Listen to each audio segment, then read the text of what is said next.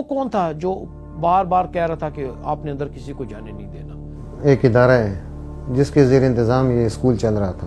کون پولیس اہلکار ہے جو آ کے آپ کو بتائے گا کہ یار یہ سیکورٹی لیبس ہے؟ قربانی ہمارے بچوں نے دی ہے.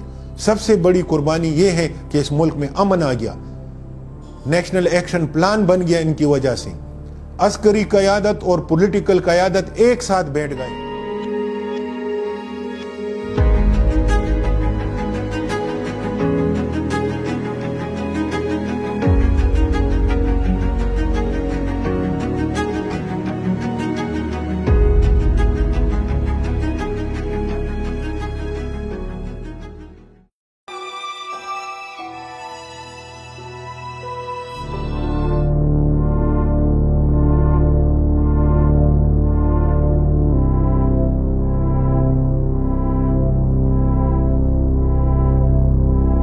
اس وقت کی حکومت تھی, انہوں نے فوری طور پر ایک آل پارٹیز کانفرنس بلائی پشاور میں. میاں نواز شریف وہاں پر گئے.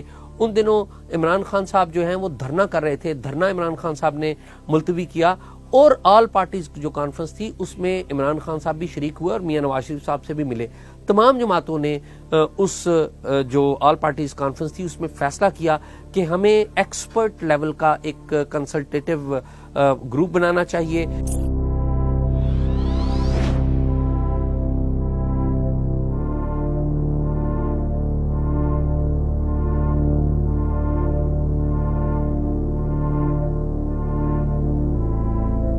واحد ایک نیشنل ایکشن پلان تھا کاؤنٹر ٹیررزم کے حوالے سے کہ جس میں پاکستان کی ملٹری لیڈرشپ اور سویلین لیڈرشپ دونوں سٹیک ہولڈرز تھے اور دونوں نے اس کو اکٹھے کیری آؤٹ کرنا تھا. تو یہ نیشنل ایکشن پلان کے بعد آرمی کی کورٹ بنائی گئی تھی تاکہ وہ بہت زیادہ جو کیسز ہے یہ لوگ کنویکٹ نہیں ہو سکتے کیونکہ ان کا وٹنس نہیں کوئی آتی. وٹنس ضروری ہوتی ہے کسی بھی کیس کو سالو کرنے کے لیے.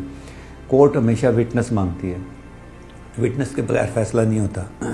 تو اس لیے وٹنس کے لیے آتا ہی کوئی نہیں تھا, لوگ ڈرتے تھے. پھر آرمی کورٹ بنائی گئی اور آرمی کورٹ کا بھی ایک ٹائم دیا گیا تھا, اتنے ٹائم تک کے لیے ہے. پہلے وہ ختم ہوا, پھر اس کا ٹائم ایکسٹینڈ کیا گیا. ان 20 پوائنٹس کو اگر آپ غور سے دیکھیں تو 8 جو پوائنٹس ہیں وہ براہ راست پولیس سے متعلق ہیں اور 3 جو پوائنٹ اور ہیں وہ انڈائریکٹلی پولیس سے متعلق ہیں. مثال کے طور پہ ہیٹ سپیچ کو ختم کرنے کی بات کی گئی, کالعدم تنظیموں کو ختم کرنے کی بات کی گئی. یہ ساری چیزیں پولیس سے ریلیٹڈ تھیں. کہ نیشنل ایکشن پلان کی تھیوری اور امپلیمنٹیشن کے اندر ایک گیپ تھا. سب سے پہلے تو پرابلم ہو گیا اس کا امپلیمنٹیشن کا. لیکن دوسرا اگر ہم نیشنل ایکشن پلان کا کانٹینٹ دیکھتے ہیں تو ایک دوسرا پرابلم یہ تھا کہ اس کے اندر سٹل اس کے باوجود کہ یہاں پر جو ہے وہ ملٹری اسٹریٹجی اور گورننس اسٹریٹجی جو ہے ان کو کمبائن کیا گیا, لیکن پھر بھی ہارڈ پاور کے اوپر ابھی بھی ملٹری آپریشنز کے اوپر زیادہ فوکس تھا, خاص طور پر امپلیمنٹیشن کے پوائنٹ آف ویو سے. وہ پالیسی پولیس ریفارمز نہیں لا سکی اور پولیس ریفارمز کا جو پول ہے وہ اس وقت کھل گیا کہ جب ممتاز قادری کو پھانسی دی گئی اور ممتاز قادری کی پھانسی کے بعد جب ان کا چہلم ہوا تو جس طریقے سے ایک موب آیا اور جس طریقے سے وہاں پر پولیس کنٹرول نہ کر سکی اور پھر اس موب کے نتیجے میں ایک انتہا پسند تنظیم نے جنم لیا جو کہ ہیٹ سپیچ کے ریوالو کرتی تھی, وہ انتہا پسند تنظیم. اور حیران کن بات یہ تھی کہ 20 پوائنٹ جو ایجنڈا تھا اس میں کہا گیا تھا کہ ہم ہیٹ سپیچ کو ختم کریں گے, لیکن ہیٹ سپیچ کو ختم نہیں کیا گیا, جس کے نتیجے میں ایک اور جو انتہا پسند جماعت ہے وہ بن گئی اور پھر اس جماعت کو ہماری ہی جو حکومت تھی تحریک لبیک پاکستان اس جماعت کا نام ہے, اس کو کالعدم قرار دیا, دہشت گرد قرار دیا اور پھر بعد میں اس کے ساتھ معاہدہ کر کے اس کو ایک عام جماعت اس کی جو اس پر جو پابندی تھی وہ ختم کر دی.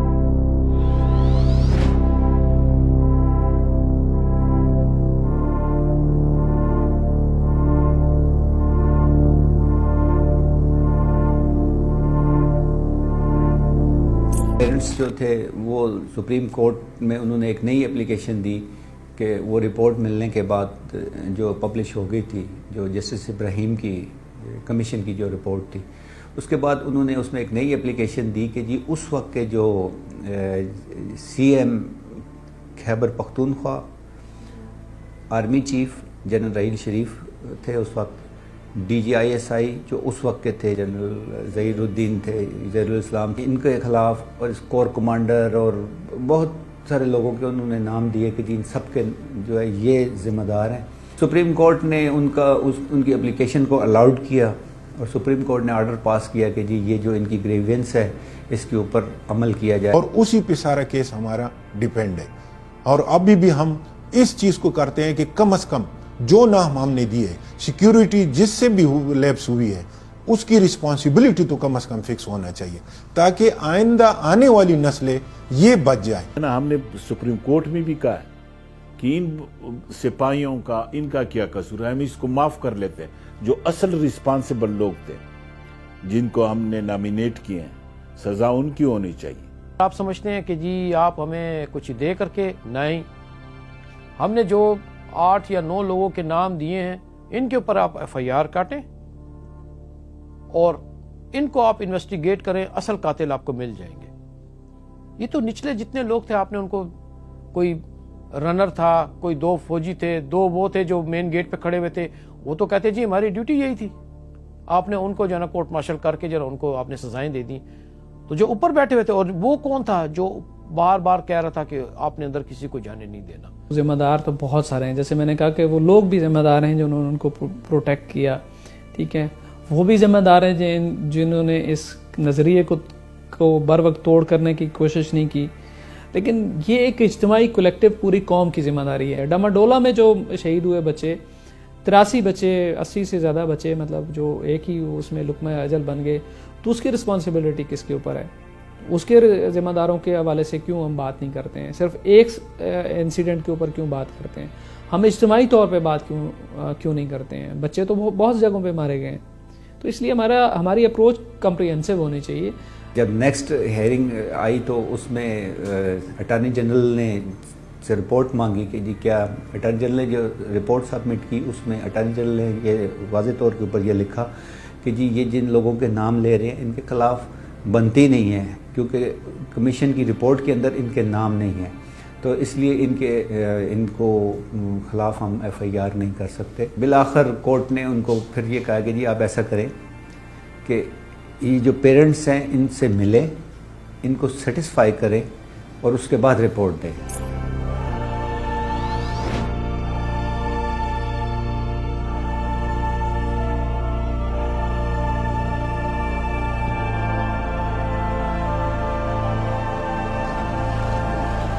پاکستان میں جو کاؤنٹر ٹیررزم کی جو پالیسی تھی وہ میڈ بائی ملٹری تھی، لیڈ بائی ملٹری تھی اور امپلیمنٹڈ بائی ملٹری تھی۔ جو اس کی جو مین فورس تھی وہ ملٹری تھی۔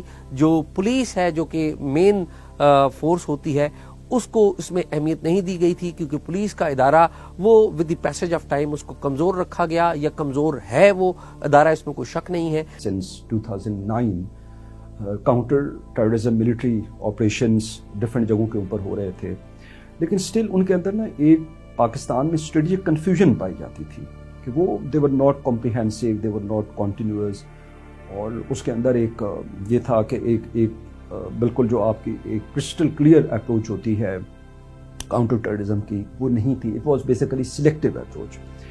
تو یہ جب سانحہ ہوا، چونکہ اس کا پاکستان آرم فورسز کے اندر بھی اور پورے پاکستان کے اندر ایک غم و غصہ تھا اس چیز کا، تو اس کے بعد سے پاکستان کی جو ملٹری اسٹریٹجی ہے ٹیررزم کے ایشو کو ایڈریس کرنے کے لیے، اس کو بہت کلیئرٹی کے ساتھ اور ایک بہت کمپریہنسو طریقے سے، اس سے پہلے فار ایگزامپل ہم نارتھ وزیرستان کے اندر نہیں جا رہے تھے، لیکن اس کے بعد ہم نارتھ وزیرستان کی طرف بھی گئے۔ جب حزب الاحرار نکلا جماعت الاحرار میں سے، تو انہوں نے کہا جی جیسے واگا بارڈر پہ اور لاہور میں گلشن پارک پہ جو اٹیک ہوئے، تو وہ اٹیک اسلام کے خلاف تھے، مطلب اندر سے بھی آوازیں آنا شروع ہوئی کہ بھی اس طرح سے عوام ہمارے خلاف ہو رہے ہیں۔ اب ایک گروپ جب نیوٹرلائز ہوتا ہے، ایک دوسرا اٹھ کے آ جاتا ہے، تو اس لیے آپ کو اسٹریٹجک ڈائمنشن اختیار کرنے پڑے گی۔ ایک تو آپ کو، جیسے میں نے پہلے عرض کیا کہ آپ کی سافٹ اپروچز جتنی بھی آپ کی کاؤنٹر ٹیررزم کی ہو سکتی ہیں، کاؤنٹر ایکسٹریمزم کی ہو سکتی ہیں، وہ پلس آپ کو اپنی انٹیلیجنس کو بہت اسٹرانگ کرنا پڑے گا، اور آپ کو ہٹ کرنا پڑے گا کہ ملیٹنٹس کی جو آپریشنل کیپیبلٹیز ہیں وہ ریڈیوس ہوں۔ اس سانحے کے بعد فوری طور پر ہماری جو چیک پوسٹیں تھیں اس میں اضافہ کر دیا گیا تھا، سرچ آپریشن شروع کر دیے گئے تھے جو کہ پہلے نہیں تھے، پہلے تھے لیکن اس طرح نہیں تھا۔ نیشنل ایکشن پلان کو بڑے مضبوط انداز میں جو ہے نا اپلائی کیا گیا، خاص طور پر پشاور کی اگر ہم بات کریں۔ کا فیصلہ بھی ہوا کہ جو ٹیررسٹ ہیں ان کا بیانیہ رد کرنے کے لیے ایک متبادل بیانیہ بنایا جائے۔ اب سوال یہ پیدا ہوا کہ متبادل بیانیہ بنائے گا کون؟ متبادل بیانیہ بنانے کے لیے نیکٹا کو ذمہ داری سونپی گئی۔ کوئی بھی کنٹری جب ٹیررزم کا ایشو ایڈریس کرنے کے لیے اپنی پالیسی بناتا ہے تو اس کے ڈفرینٹ لیولز ہوتے ہیں۔ ایک اس کا ڈومیسٹک لیول ہوتا ہے، اسٹیٹ لیول ہوتا ہے، ایک ٹرانسنیشنل لیول ہوتا ہے، ایک گلوبل لیول ہوتا ہے۔ کاؤنٹر ٹیررزم اپروچ ہے یہ اوور ملٹرائز نہیں ہونی چاہیے۔ دوسرا، جس طرح کہ آپ نے کوشچن کے اندر مینشن کیا کہ یہ بیسیکلی ری ایکٹیو نہیں ہونی چاہیے، یہ پرو ایکٹیو ہونی چاہیے۔ ایک مسئلہ ہے، آپ ایسی اسٹریٹجی مرتب کریں کہ اس مسئلے کو وہ ہونے سے پہلے آپ اس کو ایڈریس کریں۔ اور جو سافٹ میئرز ہیں، سافٹ اپروچز ہیں، جس میں آپ کہہ لیں کہ کاؤنٹر نیریٹو بلڈ کرنا ہے، لوگوں کو بتانا ہے کہ بھی ان لوگوں کا نظریہ اسلام کے بھی خلاف ہے اور انسانی حقوق کے بھی خلاف ہے، انٹرنیشنل لاز کے بھی خلاف ہے، اس چیز کے اوپر ہم نے کوئی خاص توجہ نہیں دی۔ ہم بس یہ کہتے رہے کہ جی بس یہ انڈیا کے ایجنٹ ہیں، بس یہ ان میں سے کچھ لوگ جو ہے نا وہ غیر ملکی ہیں، اور جبکہ حقیقت یہ تھی کہ یہ ہمارے ہی لوگ تھے جو گمراہ ہوئے تھے، پاکستانی شہری تھے زیادہ تر۔ اس میں تحریک طالبان پاکستان کی قیادت اب تک جو ہے وہ جن بھی لوگوں کے پاس رہی ہے وہ پاکستانی تھے، اور آج بھی جو ہے وہ مفتی نور ولی جو ہے وزیرستان سے اس کا تعلق ہے۔ ایک پوائنٹ یہ تھا کہ ہیٹ لٹریچر کا بھی خاتمہ کیا جائے گا۔ جب ڈیٹا انالائز کیا گیا پنجاب کا ان پرٹیکولر، تو پتہ چلا یہ کہ پنجاب میں پنجاب پولیس نے سب سے زیادہ ہیٹ لٹریچر جو پنجاب میں جن کو غیر مسلم قرار دیا گیا ہے، جو پنجاب میں غیر مسلم ہیں، مثال کے طور پہ کرسچنز ہیں، احمدی ہیں، ان کا جو لٹریچر تھا اس کو انہوں نے ہیٹ لٹریچر ڈکلیئر کر کے اس کو جلا دیا گیا تھا۔ ہونا تو یہ چاہیے تھا کہ کالعدم تنظیموں کا کہ جو مجلے چھپتے ہیں، اخبارات چھپتے ہیں، یا ان کے جو پمفلٹس ہیں ان کو ڈکلیئر کیا جاتا۔ الٹا انہوں نے ان جو طبقات ہیں جو جن کو غیر مسلم ڈکلیئر کیا ہوا ہے یا جو غیر مسلم ہیں، ان کے جو لٹریچرز ہیں ان کو جلا دیا گیا۔ پاکستان کی کاؤنٹر ٹیررزم اپروچ کے اندر لا انفورسمنٹ کا فقدان رہا ہے۔ تو یہ جو آپ بتا رہی ہیں کہ ایک فال آؤٹ ہوتا ہے کہ جب آپ ملٹری آپریشنز کرتے ہیں تو ٹیررسٹ جو ہیں وہ بیسیکلی پاکستانی اربن ایریاز کے اندر یا سٹیز کے اندر جو ٹیررسٹ ایکٹیویٹیز ہیں، وائلنس ہے، اس میں انوالو ہو جاتے ہیں۔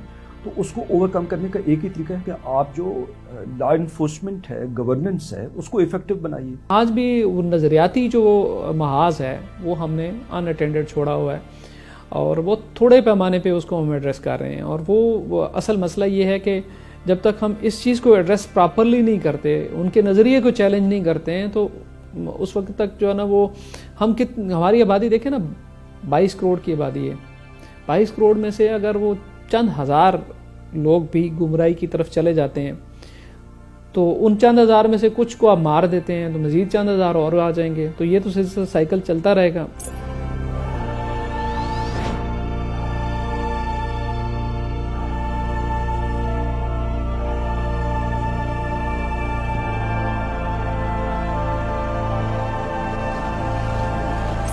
کہ انہی ٹی ٹی پی کی وجہ سے تو ہمارے ملک کا یہ حال ہوا ہے۔ اور میں ضرور اس میں یہ مینشن کروں گا کہ 3 آپریشنز ہوئے، خیبر آپریشن باڑہ میں، رد الفساد ہوا، ضرب عذب سٹارٹ ہوا۔ ان تینوں آپریشن کا کیا فائدہ ہوا ہمیں؟ آپ ان دہشت گردوں کے ساتھ ہاتھ ملانے جا رہے ہیں جنہوں نے ان بچوں کو، معصوم بچوں کو جو اسکول گئے تھے، ان کے بستوں میں ہم نے پسٹل تو نہیں رکھے تھے، یہ تو پڑھنے کے لیے گئے تھے۔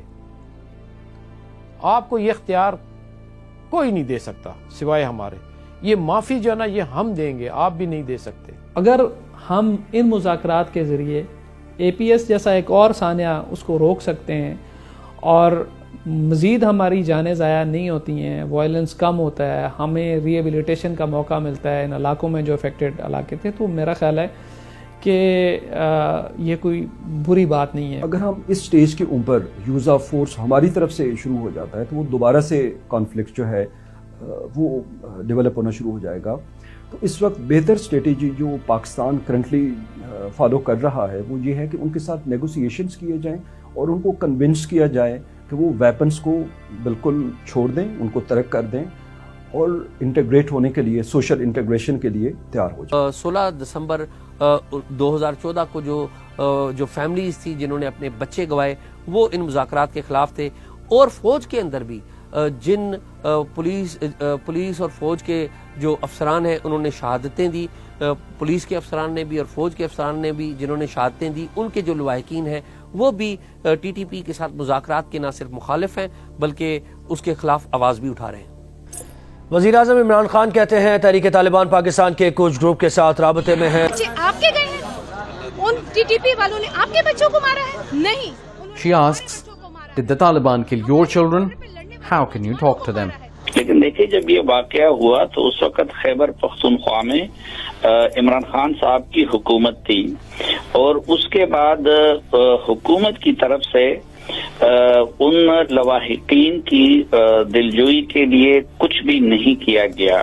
Days after, Pakistan's Tehreek-e-Taliban announced that it had ended the ceasefire with the Pakistani government.